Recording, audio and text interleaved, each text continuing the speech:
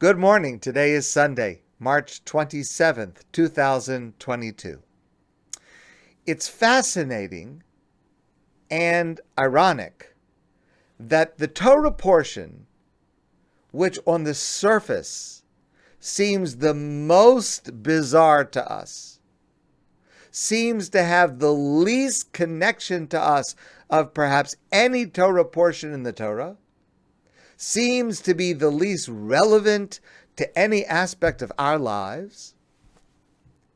In fact, when we look at how it is understood and explained, it is this portion that carries one of the most relevant, applicable lessons, especially for us now.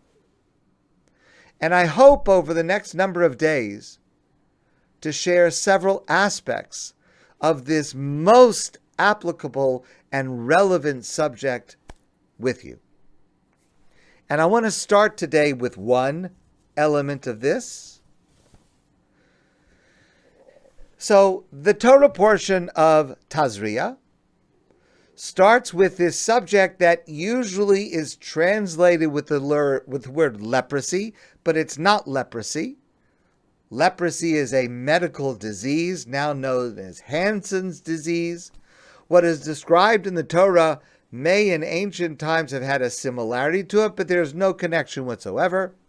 Tzara'as is a spiritual condition where a person who, God forbid, committed a certain sin, it shows up on their body as a discoloration on their skin, on their hair, on their clothing, even on their home.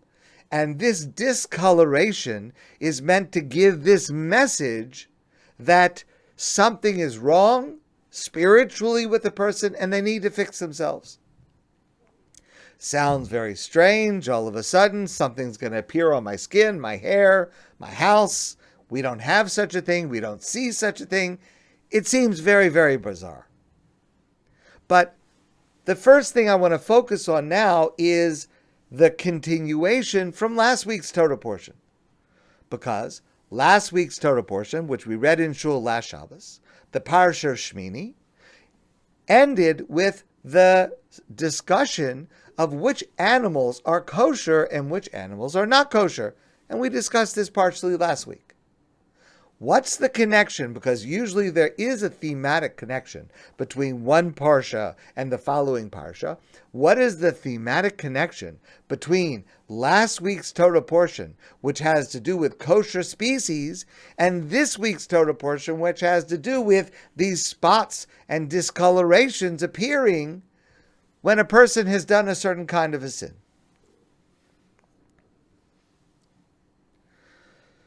Our sages tell us, and this is going to be one of the underlying themes that we are going to discuss, that while this result of tzara'as, of this discoloration, with all of the ritual that surrounds it, which we're going to discuss later, which is the subject of our Torah portion this Shabbos, it comes when a person speaks Lashon Hara.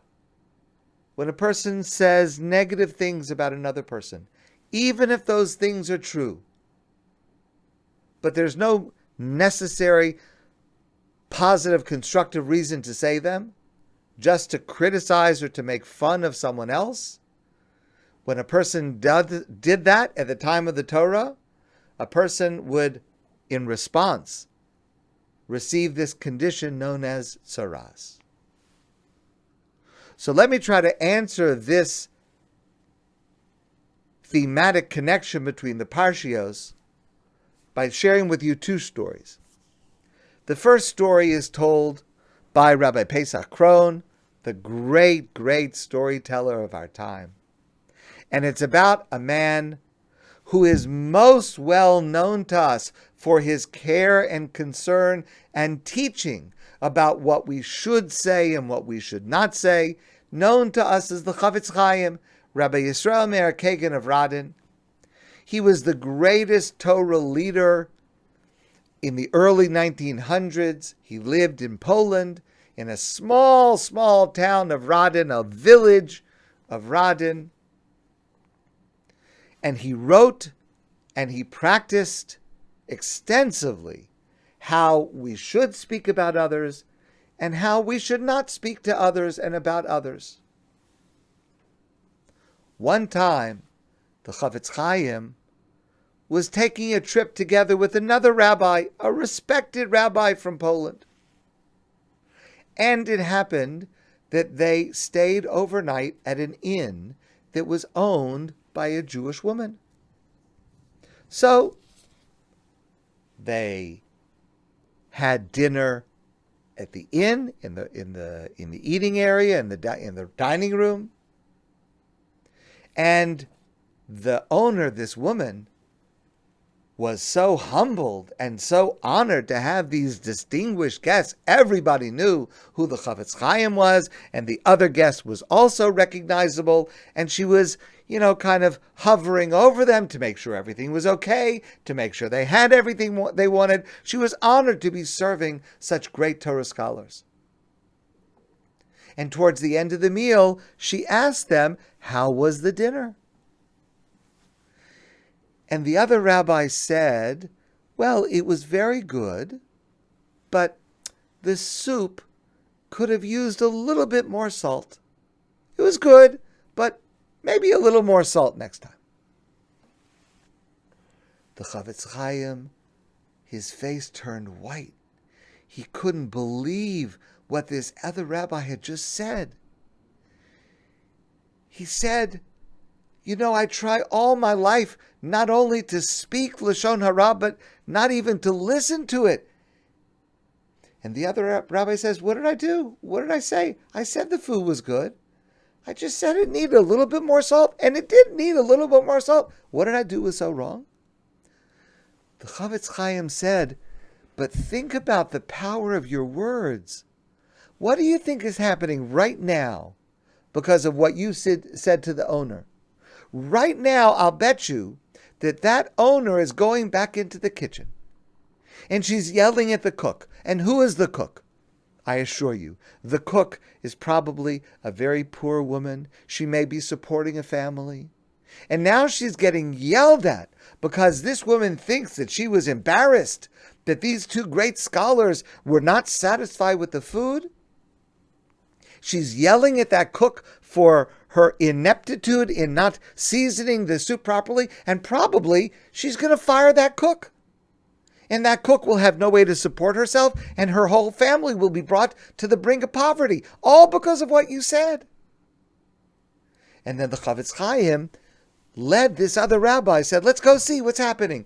And they went quietly, and they stood at the door to the kitchen, and they heard exactly that scene. The Chafetz Chaim had predicted it precisely. The owner was yelling at the cook. How could you do such a thing? How could you embarrass me in such such important guests? And the owner said, you're fired. And the cook started to cry. The rabbi who had spoken immediately ran over to the owner of the inn, and he said to her, I apologize. I didn't mean to say that. The food was very good. I should not have said anything about the salt. It was okay. Just a little bit of salt, but I should not have said it. Please, don't use my words to harm this woman, please. I am begging you. I'm your guest. You say that you respect me. Please, I'm begging you, take this woman back as your cook. The woman was torn, but this rabbi who she respects so much is begging her to take the cook back. So she told the cook, you can stay. Rabbi Yisrael Salanter, the great teacher of how to be refined in our speech, in our actions, in our concern for each other, he used to make the following observation. He used to say that there are many, many Jews who are extremely careful about the laws of kashrus.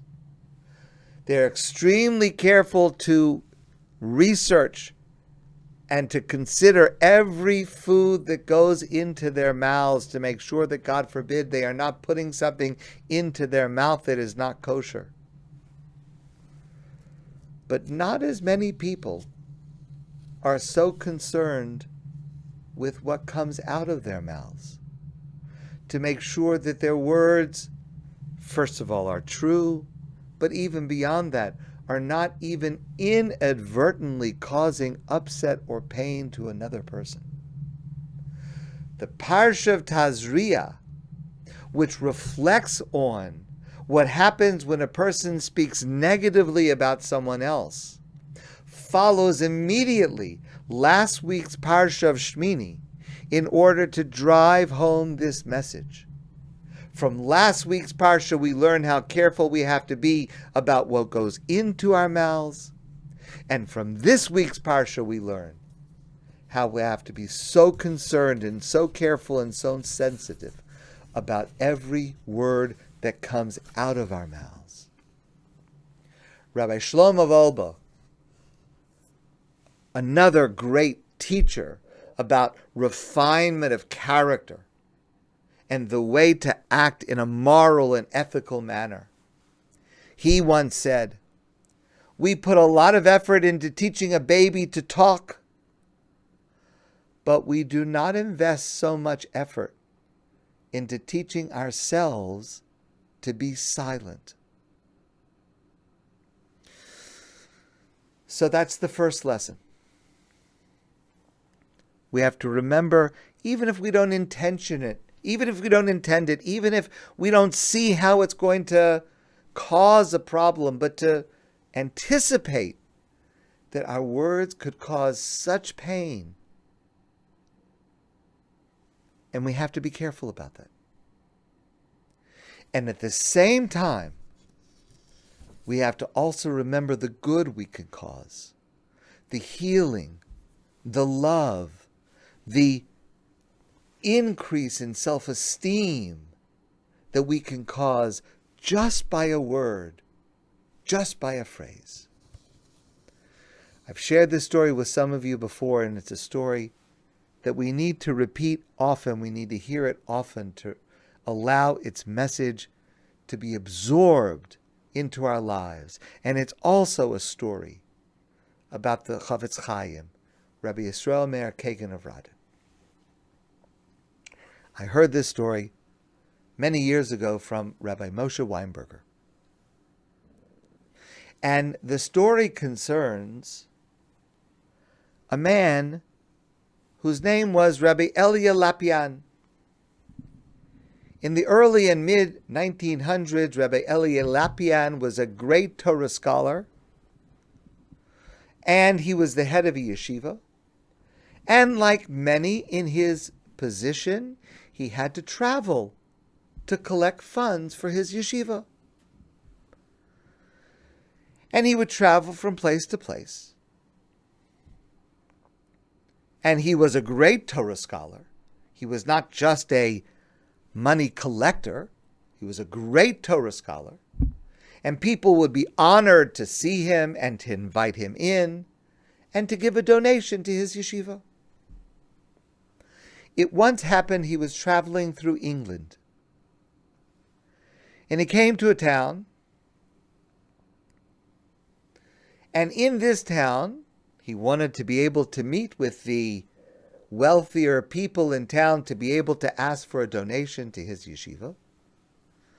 And in this town, they said to him that there's a gvir, there's a very wealthy man.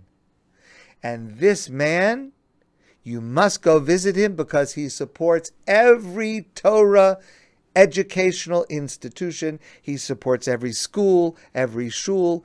Go visit him. He will definitely give you a generous donation, especially you, Rav Elia Lapian, such a distinguished scholar, such a distinguished visitor to our small town. You will definitely receive a generous donation from him. You must go see him. There's just one thing. You should know that this man, although he supports every school and every yeshiva, he himself is not religiously observant. He's not a frum person. He's not a religious man. But he supports every yeshiva. Rav Elia said, with all due respect, I choose not to visit that man. I choose for myself, I'm not telling anybody else what to do, but I choose for myself that I want the funds that are used to support my yeshiva to come from people who they themselves are living lives that are in accord with what my yeshiva is teaching. He had standards about who could donate to his yeshiva. Okay. Certainly made his job harder, but that was his standard and that was his position. But the people of the town, they pressed him and they said, Rebbe, you don't understand. It's okay if you want to have that standard for yourself. But if this wealthy man hears that there was a great scholar, Rabbi Elia Lapian, who came to town, and he didn't come to visit me to get a donation from me, which I certainly would have given, this man, he's got a bit of an ego. And if he feels that you have insulted him by not going to visit him, he's not going to give to any of the other schools. He's not going to give to any of the other yeshivos. Don't only think about yourself, Rab Lepian. Think about all of us. Think about the yeshivos that are here, the others that come to visit, who are willing to accept. He's going to start giving to everybody. You can't not visit this man. It would harm everybody. Okay? Reb Elia thought about it, and then he told the people of the town, he said, okay, here's what I'm going to do. I will go visit this man to show him honor and respect for the support that he does give to Jewish education, but I am not going to take a donation from him. I'll visit him, I'll show him respect, but I'm not accepting any donation from him. The people of his town said, okay, fine. That'll be enough. Reb Elia Lapian went to visit this man. This is in the late 1930s. So he's sitting with this man, and Reb Elia Lapian says to this wealthy gentleman, he says, please don't be insulted. And please understand, I have respect for the generosity you show to all of the schools and Jewish education that you support, but I have a question. And if you wouldn't mind, I would appreciate if you would answer this question. How is it that you are so generous to every Torah educational institution? Every Jewish school that comes to you, you give generously. Every yeshiva that comes to you, you give generously. And yet you yourself are not religiously observant. I'm just curious. If you don't mind, could you just explain to me why that is?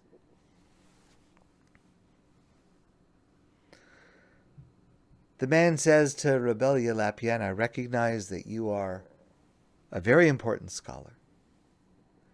You've asked me a deeply personal question. And I'll tell you, I have never given this answer to anyone. But I will tell you the truth. I'll tell you the story.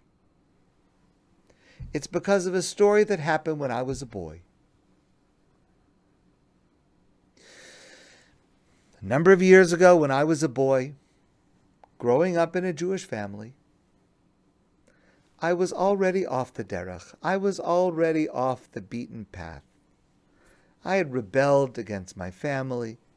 I had rebelled against Judaism. I didn't want to study Torah. I was not really practicing Judaism. My parents had the idea, maybe not such a good idea. My parents had the idea that they would send me to yeshiva in Radin to learn in the yeshiva of the Chafetz Chaim, Rabbi Yisrael Meir Kagan of Radin, this small town where the Chafetz Chaim lived, again, the greatest scholar of the Jewish people at that time. He lived in a tiny, tiny village in Poland. And somehow my parents got it into their mind that if they would send me to the yeshiva at the age of 14, you understand, I'm leaving home, I'm going to be on my own by myself, traveling across Europe, from England to Poland, and somehow this is going to straighten me out. I didn't want to go. I knew it wasn't going to work. But my parents forced me. And so I made the long trip by train to Radin. Now, the procedure when you got to this small town, which is true in many places, is if you want to apply to a school, to a yeshiva, you had to meet the mashgiach. The mashgiach was not the Rosh HaYeshiva who gave the classes. The mashgiach was the person who took an interest in the boys, made sure they were doing okay, made sure their characters were developing, intervened if there was any kind of a problem, took a personal interest, more than just the intellectual aspect of the study in this yeshiva. So you had to meet the mashgiach for a test. You had to be tested, an entrance exam, you had to be tested. I came into the room with this mashgiach, with this rabbi in Radin, and this rabbi saw right away that I was not cut out for this yeshiva. It was obvious. I didn't want to be there. I was rebelling against Judaism. The idea of studying in some yeshiva far away from home, it was obvious. And the mashgiach said to me, I'm sorry, but you are not cut out for this yeshiva, and you need to go back home, back to England.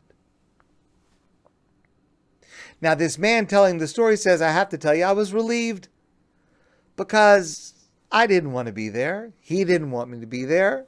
And I was relieved. I could go home. I could tell my parents I tried. And now I can try to do something that I want to do. The problem was, by the time this happened, it was late at night. And it was Radin, which is a tiny village in Poland. It was winter. It was freezing. There were no more trains leaving Radin to be able to start the journey back. And I didn't know what to do because I did not know anybody in Radin.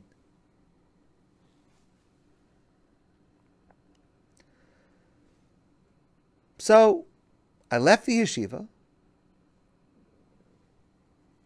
and I just started walking.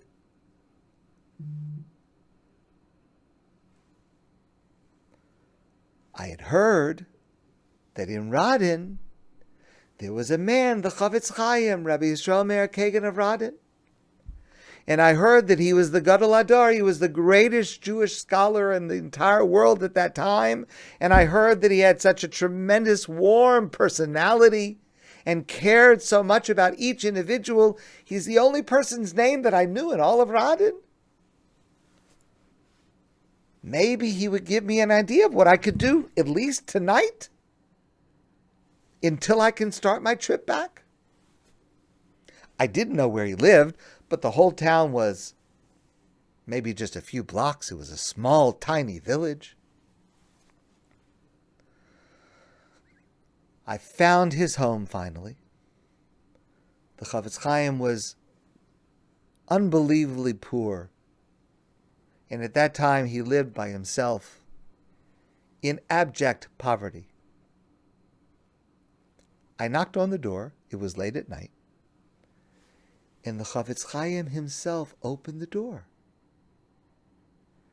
And here's this 14-year-old boy standing at the door in the cold. And he said to him, Rebbe, I came to the yeshiva. I wasn't accepted to the yeshiva. I'm going home, but there are no trains tonight. I don't know anybody in town. Can I stay at least in the dormitory tonight? Just a warm place to spend the night so I don't freeze to death. And then as soon as I get up, I'll be on my way, go back home. But could you find me a place to spend the night? And the Chafetz Chaim said to him, No. No. If you're not accepted to the yeshiva, you're not allowed to stay in the dorm. So this man, as a 14-year-old boy, is now saying, I'm thinking to myself, you mean to tell me this is the Chafetz Chaim? This is the guy that everybody says he's the most remarkable, wonderful, warm Jew in the entire world? This is the Chafetz Chaim? He's going to kick a 14-year-old boy out into the cold, into the winter at night with no place to sleep?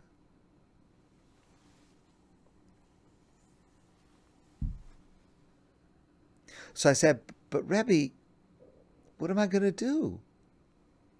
It's freezing outside. How am I going to make it until tomorrow morning when there's a train that leaves? And the Chafetz Chaim said to this boy, he said, no, you misunderstood what I said. No, you cannot stay in the dormitory because you are not accepted into the yeshiva, and the dormitory is limited to those boys that are accepted to the yeshiva. But with your permission, I would love for you to be my guest for the night. You'll stay with me.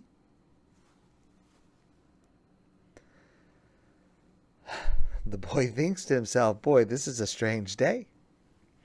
I was rejected by the yeshiva, and now I'm the guest of the Chafetz Chaim in his home. The boy came in. The Chafetz Chaim served him personally dinner, a hot dinner. And the Chafetz Chaim went to sleep. And the boy went to sleep. And the boy is lying in bed. But the boy can't fall asleep because he's thinking of all these things that happened to him today. And it's just such a bizarre day. He doesn't know which way his life is going. And he's rejected, but he's in the Chafetz Chaim's home. And as he is lying there in bed, this boy, he's lying there in bed, the Chafetz Chaim, thinking that the boy is asleep, opens the door. Now the boy closes his eyes, pretending to be asleep because he knows that Chafetz Chaim thinks that he's asleep. So he's pretending to be asleep. He's not sleeping. He's pretending to be asleep. The Chafetz Chaim thinks this boy is sleeping. The Chafetz Chaim walks into the room, leans over this boy, and the Chafetz Chaim whispers to himself, Nebuch, I think my guest is cold. And so the Chafetz Chaim took off his jacket, took off the coat that he was wearing, and he put his jacket on top of this boy.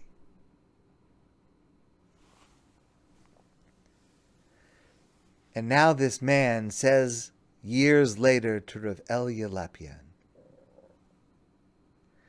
it's because of the whisper of the Chafetz Chaim that he was willing to give me his own coat, that I should be warm. That's the only reason I have any warm feelings towards Judaism at all.